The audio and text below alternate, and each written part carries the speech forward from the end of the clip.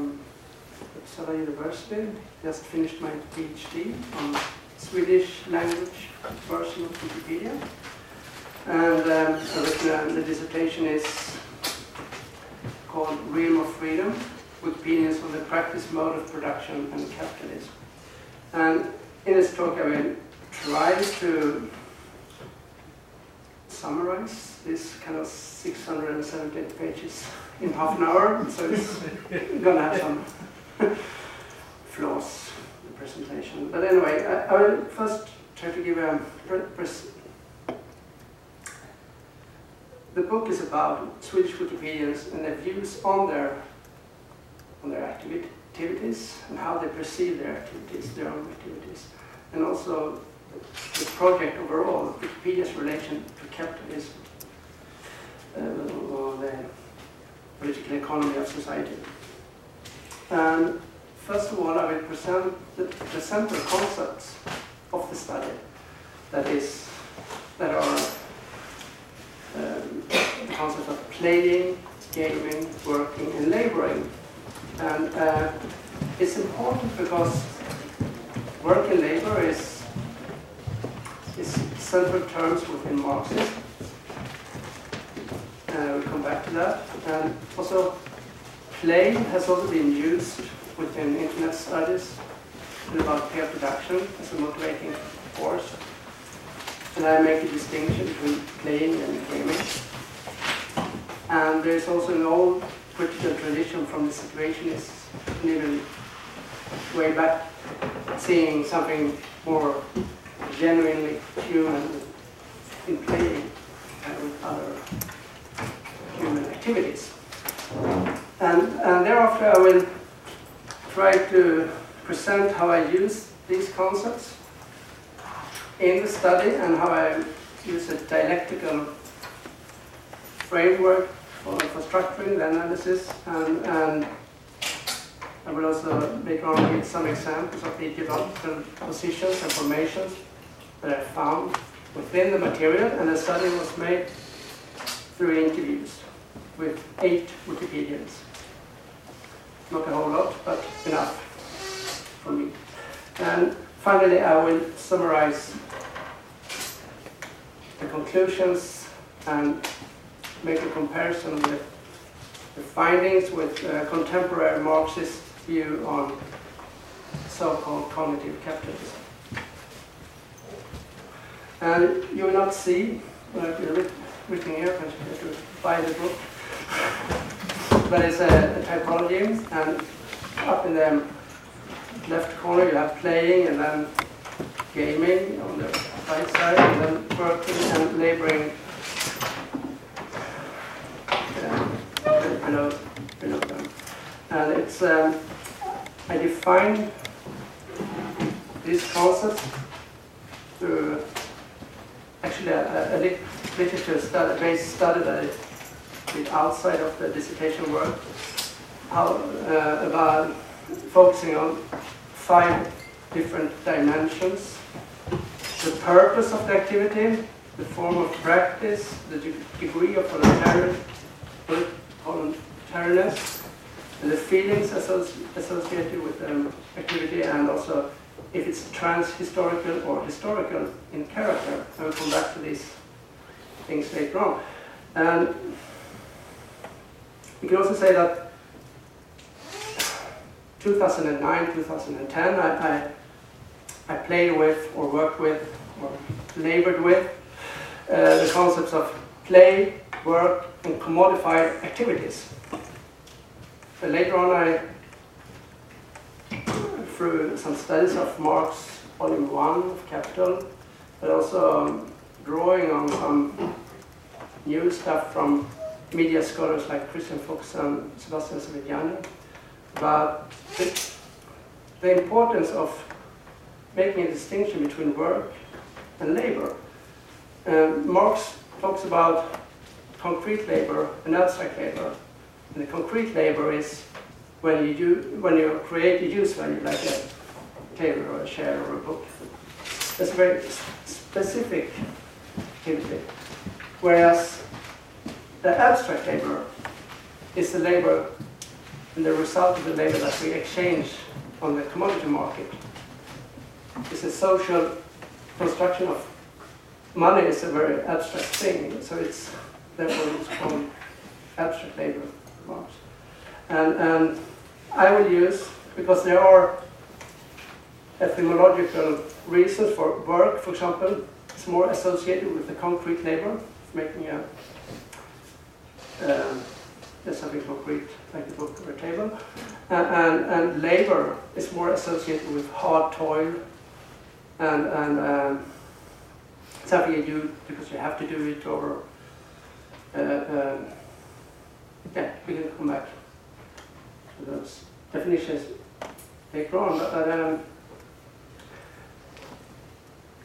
during this literature study of around these four concepts, I also found out that I had to make a distinction between playing and gaming. And normally in half of the languages in Europe, you don't distinguish between playing and gaming. But in Swedish, for example, you do that. You can leka and you can spela. And in English, the word gaming doesn't really exist, but nowadays it's starting to be popular because of the game industry. But it's not historically it wasn't a verb. Anyway, so I'm working with the English. I invented gaming then as a central concept also. And later on, I just developed the tools for my ideology analysis by making this typology into a field model with a vertical axis and a horizontal axis. And the vertical axis is between activity and focus. That's mainly play and gaming. And result and focus is that working and laboring is instrumental actions, activities. So they come down below there. And then we have, it's more difficult maybe to explain the qualitative character and the quantitative character. And I hold that playing and working are essential to the human condition. They exist. They have always existed as long as humans have existed. So they are in a kind of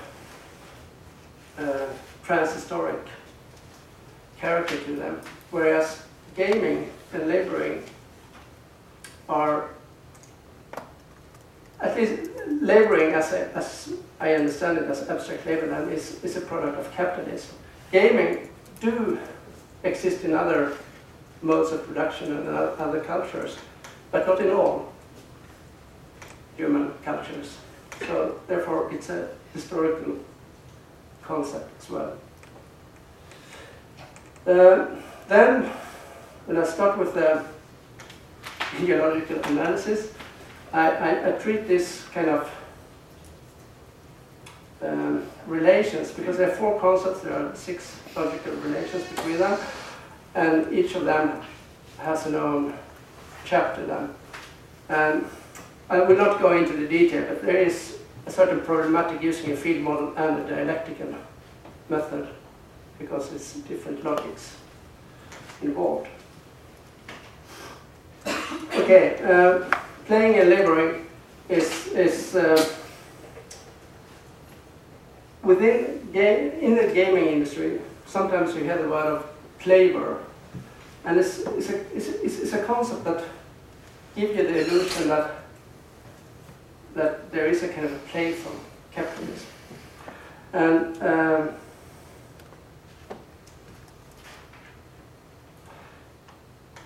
when we look at this at the definitions that I come up with, you can say that play is an activity that is meaningful in itself. It's it's a philosopher called Gadamer says that you have to lose yourself in play to really play, and it's really, if there are rules, you can change them, you can break them, you can invent whatever. So they're very free and lifelike, or not verifiable with a Marxist word. And it's, anyway, there's a big difference between play and laboring. That laboring is very much an instrumental thing, and it has a kind of a double form of instrumentality. It's a use value that is carrying exchange value. It's all the activity is always going somewhere else, having an intention to reach a goal. And so, on a conceptual level, you can say that play is voluntarily, labor is forced. Play is passionately fun, labor is alienated seriousness. I'm polarizing a little bit here. Play is trans-historical, and labor is historical. So theoretically they are very kind of, they're not working well together. But my goal was to study how the Wikipedians looked upon this. And then I came up with three general ways of looking at this kind of relation between play and labor. And one thing, the playwright thing is maybe when the Wikipedians write because of fun or pleasure of writing, or because of the interest into the subject that they are writing about. And many of them do not make a difference between play and labor as long as labor is kept out of the actual editing processes. There's a lot of opinion against Wikimedia Foundation employing people within editing, but it's okay to have people wage laboring doing the maintenance of the system.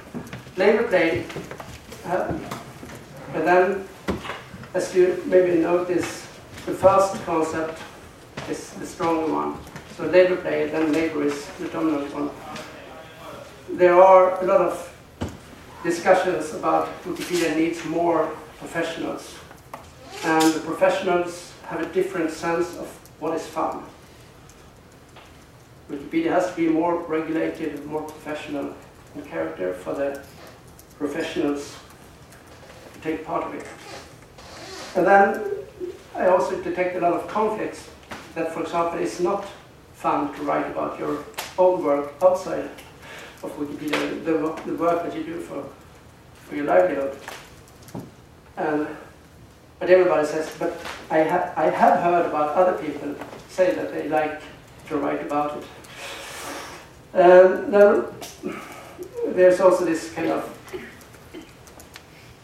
thing that wages compensate for the dullness of the activity, and also that actually the wage form can function in a destructive way when it can destroy the voluntary action within Wikipedia, and even that some things are getting better done voluntarily than paid. And going back to the question why the Wikipedians maybe don't see such, anyway, a lot of problems in a relation between playing and laboring, and with the concept of labor, I think it is because gaming is has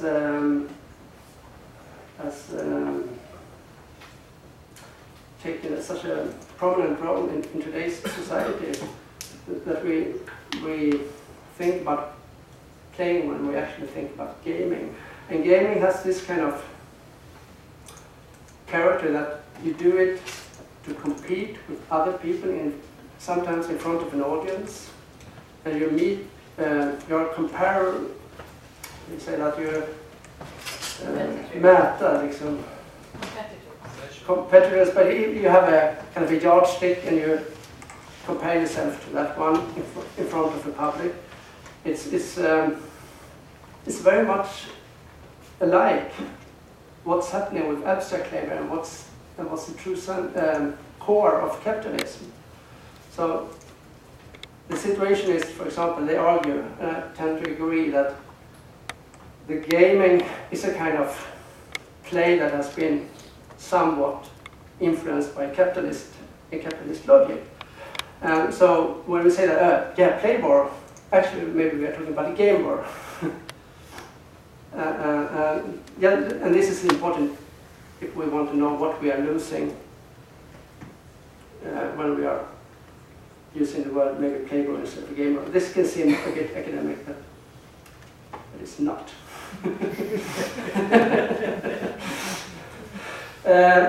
Here we have, if we look down, if we go down to what the Wikipedia say, there are different examples. I'm sure FSCONS will upload this to the website, so we're not going into all of them, but there are ideological positions of play gaming, but also of game playing, and the conflicts between those two. So finally then, this is the last kind of slide on these four concepts, but then we have the relation between play and work. And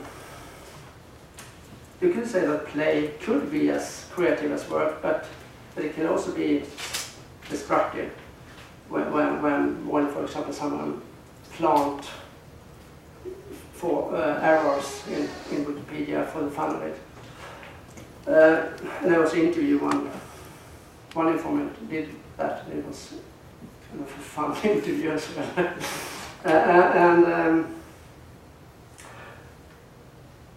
But in my view then, and what my literature study points at, is that play and work is transhistorical both, and they are kind of the foundation for what we could call a human, non-alienated and fun existence. And for example, when we talk about free labor, I don't know if you've heard that concept about Tiziana Taranova that talks about what we are doing on Facebook and other social media, the user-generated content and so on. Is that actually maybe here commercial platforms are exploiting this kind of human character, wanting to create stuff, and maybe there is a potential conflict in the long run between the control of these voluntary productive processes. And I would like to frame that kind of a choice between play work or game work. Yeah. But actually, who will control our productive activities on social media? Okay, we're not going into that because I think we are having so much time. But this is the outcome then of the ideology analysis that I pursue, and it's three identified ideological formations. One is called the peripheries formation, and then we have the bottom-up formation, and then top-down formation. And you can say that the peripheries formation is, the core of that formation is that there is too many rules in Wikipedia. The articles should be shorter, but they should include a wide range of topics, actually all kind of interesting topics. It's a very inclusionist perspective. Whereas, for example, the top-down formation is exactly the opposite. They talk about the relevance, and that the articles has to have a character of being encyclopedic, and that actually Wikipedia needs more professionals, and they don't. In that formation, there is no kind of no fear of the project being weakened by just having a lot of professionals.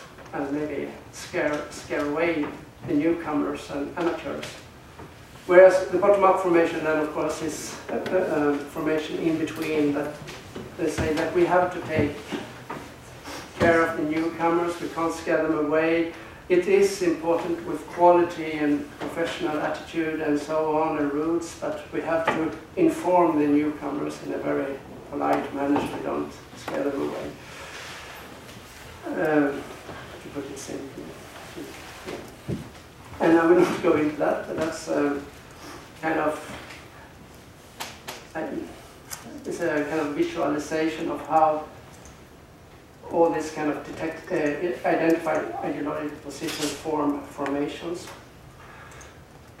But then we go to the more systemic part of the analysis. I identify 5 different themes in the material when it comes to Wikipedians and how they perceive of Wikipedia's relation to capitalism. First of all, there is the relation between commercial crowdsourcing and peer production. And then we have the relation to money, monetary stuff. And then how do they look at copyright and copyleft issues and how to work with copyleft in practice. And then also the difference between peer productions, organization, and capitalist companies, the organization of companies. And also, finally,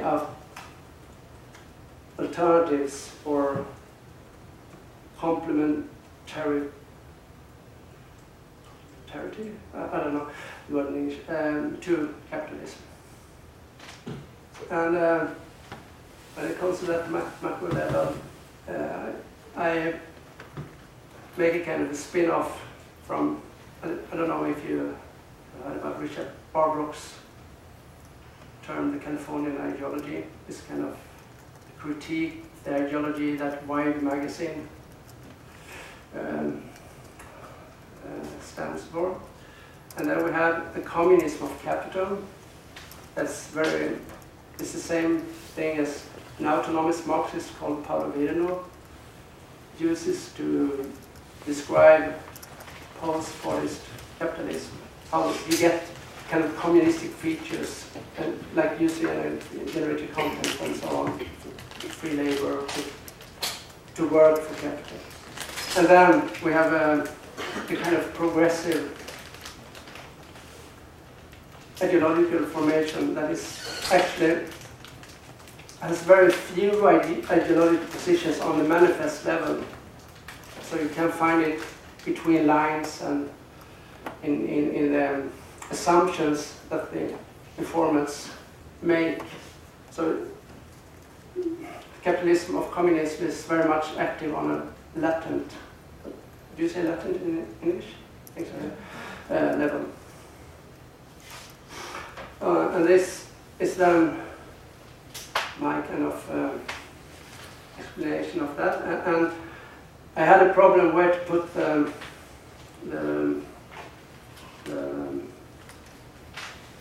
California ideology, because if you look upon what these protagonists say themselves, they are all over this because it's both play and labor. But I say that is a false ideology. That could be maybe provocative, but that's normally a version of ideology analysis that is very critiqued. But I do think that there are reasons for putting it up in the right corner there.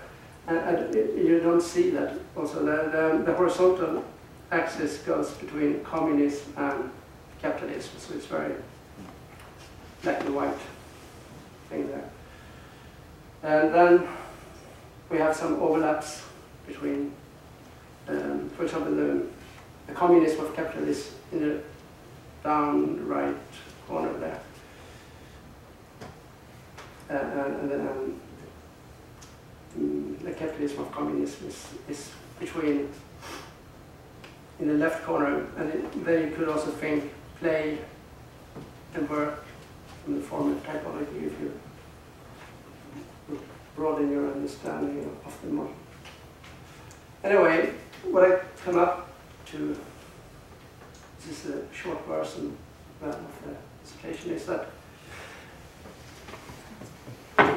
if the California ideology, that is kind of playing labor, is the same thing, if that and the communism of capital, the part of the communist capital formation that is synergetic, that just points out that capital is a stronger part in relation to the communistic activities going on, together with this kind of labor ideology.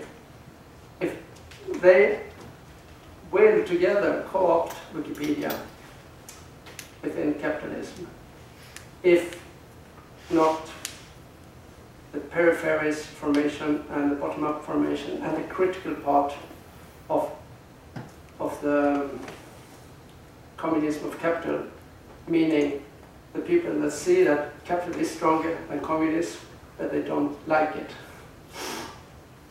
And so,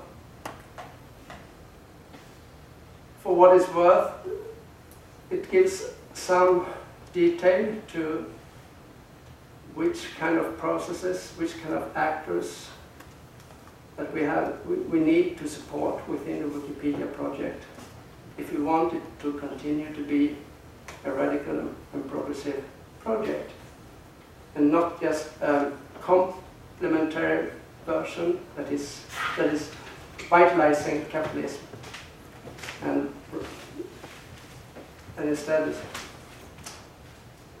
function as a critique and an alternative that maybe could change the power relations within capitalism. So this is the hardcore. And finally, if you read the book or if you go to look at the autonomous Marxists, that the mainly autonomous Marxists that has problematized the concept of cognitive capitalism and post-Fordist capitalism, you will find that my definitions of communism of capital has some differences compared with Virino's, because Virino is just a critique, and I also see some, in my concept, there are some synergies as well. And there's also, within the autonomous Marxist perspective, there are a lot of talk about social worker being empowered in these days, that capital is dependent on what they call the social worker, and this is an emancipatory potential. And I would say that there's some truth to that, but it's a little bit exaggerated by the autonomous Marxists. And finally, there are different versions of peer production and emancipatory power of peer production. And I would say that the main difference is if we see peer production as kind of islands within a capitalist sea, or if we see the commons existing ubiquitously, how do you say it? Ubiquitous? Yeah, anyway, overall, everywhere in the capitalist society. But there are interesting projects. That, for example, Equinox is an autonomous Marxist hacker collective that have developed a theory called the germ theory about communism evolving from capitalism in the same way as capitalism once evolved from feudalism. That is the opposite of Leninism, let's say, a coup d'etat. Instead, you see very long historical processes where, for example, peer production should outcompete rather than communism coming from the class struggle between worker and capitalists. So it's a different way of looking at it.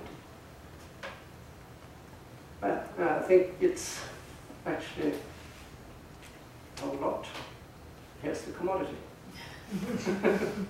It's very, very cheap here at FSCONS. Thank you.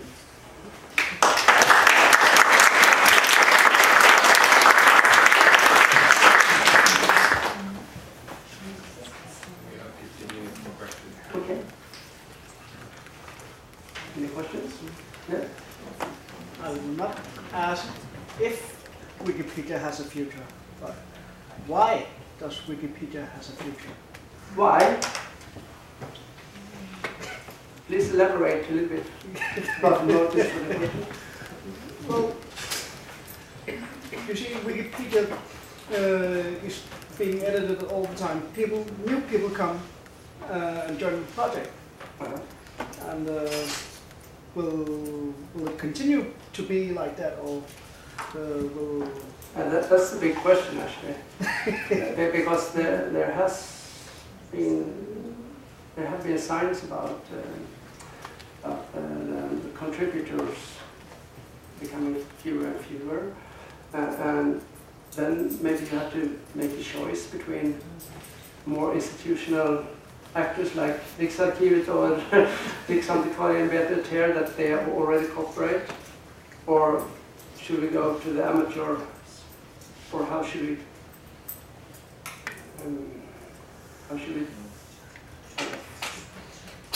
go forward? Because what I'm saying is not that Wikipedia should abandon tactical alliances with capital and companies. I think that's crucial to outcompete capitalism, so to speak. You have to make strategic and tactical cooperation with capital and the state. And I think that there's a new role for critical theory. The old one, Arwid Marcuse and the people of the Frankfurt School developed, that today actually has been totally co-opted by capital, because everybody likes criticism and they can even make money from it. If we warn with each other on a social media platform, capital loves that. And Simon Bauman has made that argument quite good. But I think that maybe critical theory can go into these positive projects of peer production and help the communities. What kind of alliances with capital and the state are positive for Wikipedia, and what kind of alliances and corporations are not? So I think actually that critical theorist has to kind of, how do you say that, start to work actually with concrete, get into it, to the becoming Wikipedians. Yeah. Last conference, I think there was a Wikipedia session about trying to make women participate at Wikipedians. I don't know how that has developed, but I guess that seemed to be a potential of revitalizing the whole social. The problem is that they... So what about your informants? There's a part of it in the book about, because first the Wikipedians when I interview, they have some ideas about women not being so much into competitive gaming than men, and they take this example of something called the tea house on English Wikipedia, saying that this is so fantastic because there's a lot of women involved and they can socialize and talk with each other and so on, and they seem to like that. this is men I've been talking to them, and then but it's still that the tea house is the other, the abnormal, and they are active there just so that they can learn how to Wikipedia function outside of it. But they don't really ask themselves, should we try to get rid of this gaming culture that we have? Because people compete with each other in making the fastest deletions of something that could be bad information or not correct information. So you can actually say that if you talk with Marx, Wikipedians do love dead labor in the form of what already exists in the encyclopedia, but they see all kind of new contributions as a threat, and it's better to delete that than taking it in. And that, I would say, is one of my strongest critiques against the culture that we have today in Wikipedia. And I have a funny story about it, because after the dissertation, a friend of mine wrote an article about me, saying Arwid has written some books and blah, blah, blah. No sources or anything, and they deleted it. And I said, oh shit, now I would see what's happening. So I wrote in all the titles with some where they can find it in Libris and so on. And then someone said, no, okay, he's written this, but there hasn't been any really discussion about it, so it's not relevant. Away again. And I said, okay, I do remember those other books were like 10 years ago, so I think there was something written in Aftonbladet or Svenska Dagbladet. And now, but I actually looked into it after I've been interviewed in a national broadcaster, because I was going to the Vetenskapsradion at that time. So it was kind of a very funny situation, because finally they had to admit that maybe he could get an article anyway. but it was kind of hard work. And if you don't know how to kind of connect with the people, they will kick you out of the system. And I think that says something about. And I have a sense that it's mainly young males that are competing with each other, because you can see that when they talk to each other about, I agree. Someone says that there aren't any sources of my books then. Instead of Googling my books and contribute with the sources, they say, he doesn't mention any sources, so delete it. Instead of just contribute. So, and then the next guy says, yeah, I agree, delete it. There's kind of a bonding going on there. I could be wrong, but I think that this kind of gaming tradition has some bad things about it. But of course, it's also a highly motivating force for people who are contributing a lot, because they also compete in contributing the most articles. So you can't say that gaming is only bad.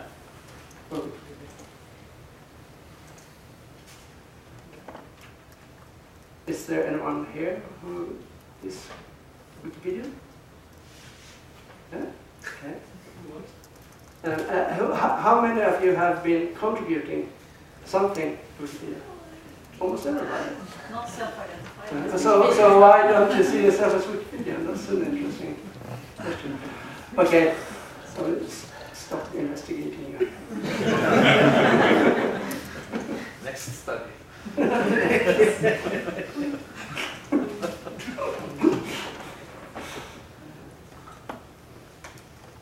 Any more questions?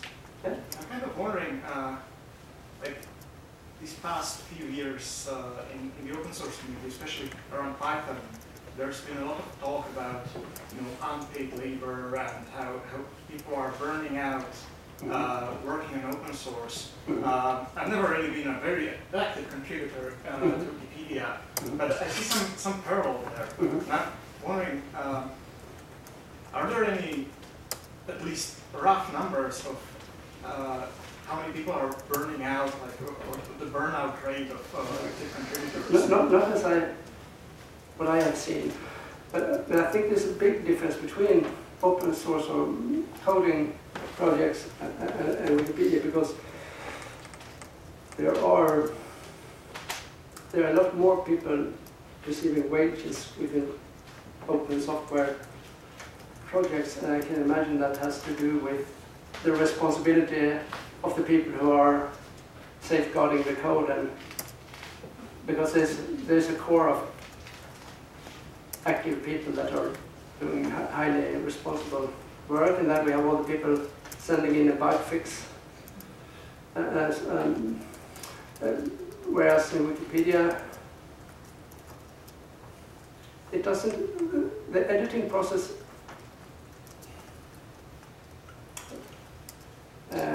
maybe this thing about guarding the encyclopedia against practical jokes and so on, that could be maybe burning out people, but I think that they have a lot of robots that help them. But there are also concepts within the community of people. You could get the advice of you should take a wiki break because you're getting too animated or losing control or something like that. But I haven't seen any real numbers regarding that. But it's interesting that it is kind of encyclopedic impulse almost. It's easy to be kind of obsessed, it seems, for some people, because I heard one informant saying she had edited, the only woman in the study, she had edited 37,000 articles, and when she had written the last article about the last Swedish insect, she felt quite good about it. And then maybe it's easy to see that you can burn out. Not a clear answer, but I haven't seen any study yet. Okay, if not. Okay, comment from an old feminist. Yes. We are so being professionals, you know. We have such a hard work in our university jobs to publish articles, to write, and then to do all the housework when we come home. And then we are so damned exhausted. Yeah. But even if I love Wikipedia and donate, I feel a constant bad conscience about not contributing. Because ideologically Do you donate money? Yes. Because I think that's a very interesting, because I forgot to say that, I think it's the crowdfunding model is very interesting when it comes to Wikipedia, because almost everybody uses Wikipedia on a daily basis. And finally, when that banner pops up, it's very easy to donate nowadays. And I would like to see that as a kind of a parasitic kind of war machine against capitalism, to talk a bit less. But the gender thing and also the age thing is there because people with a lot of so-called free time and it's easier for them to contribute with activities, contribute to the. But then maybe contributing with money could be good. Could be bad also, because sometimes I ask some of the informants about, and some of them do think that there's too much focus within Wikipedia nowadays on getting more money, because this affects the relation vis-a-vis the voluntary community and changes the ways to behave in the community. So but it's very much a project that is moving, and I think that now is the time to start to politicize Wikipedia from a left angle, and we should really go in and take the fight, and it's quite kind of hard. I think there is a liberal bias Wikipedia. I was looking forward to meet some of my informants, seeing this presentation about me talking about communism, because I'm quite sure that they are not communists. But I think that we should start to problematize and ask questions, critical questions, because if not, the progressive potential within Wikipedia could go away. At the same time, Wikipedia has been kind of under the radar for a long time. Sometimes it could be good not to politicize as well, but for the moment I think it would be a good strategy to start to try to politicize the project in a more leftish way. Those were the questions we had time for. Thank you very much. Thank you.